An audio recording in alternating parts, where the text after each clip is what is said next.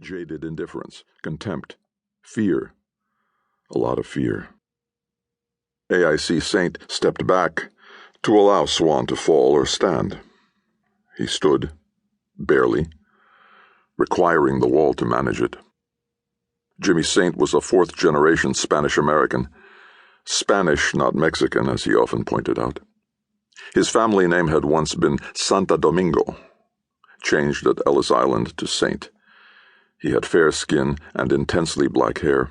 His jaws were always blue with 5 o'clock shadow, even after a fresh shave. "Are we good, Doc?" asked Saint. Swan nodded. "Doc?" prodded Saint, who was never content with anything but a verbal response. "I'm good," said Swan. And saying it actually helped. It steadied the floor beneath his feet. Saint smiled. He had a big white smile that Swan thought was totally false and yet completely infectious.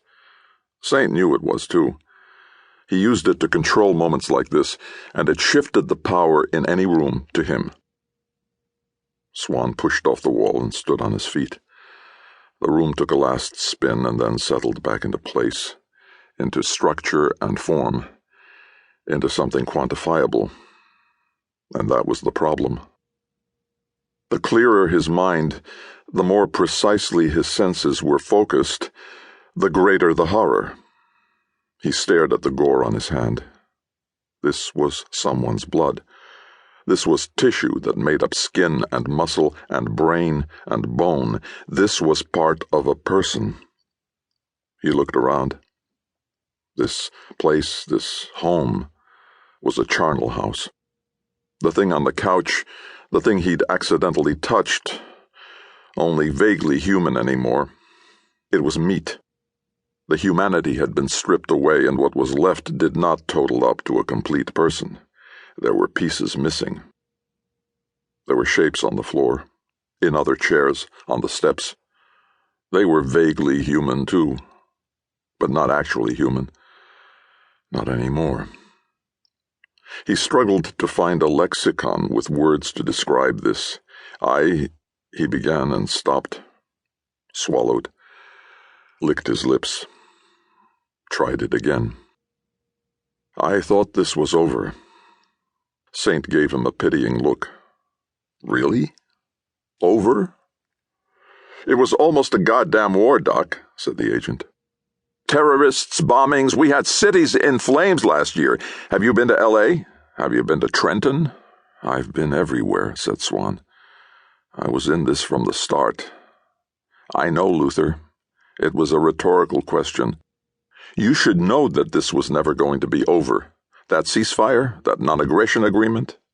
Did you really think anyone really gives a cold, wet shit about that?" Swan turned away. "Yes." There was no comment from Saint. "I really believed we'd reached some kind of understanding," said Swan. "I thought there'd been enough killing to wake everyone up. And we went months without any significant violence, months." When he turned back to the agent, he caught a fleeting glimpse of another expression. Not pity this time, not contempt. The agent half turned to hide it. Was it a smile?